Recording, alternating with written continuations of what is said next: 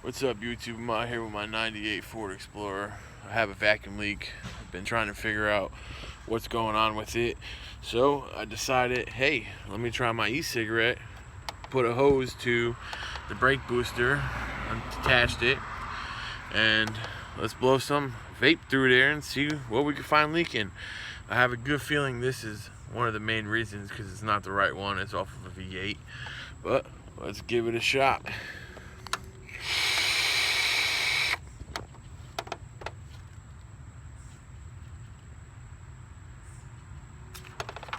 Well, that's definitely leaking. So what we'll go ahead and do is replace that and give it a shot again. All you really need is a cheap dollar hose. Tap right in there. Save you tons of money. And you also, if you don't have an e-cigarette or buddy with one, you can always just use a cigar, and that would probably work too, or any type of good smoke. Alright, YouTube, have a great day.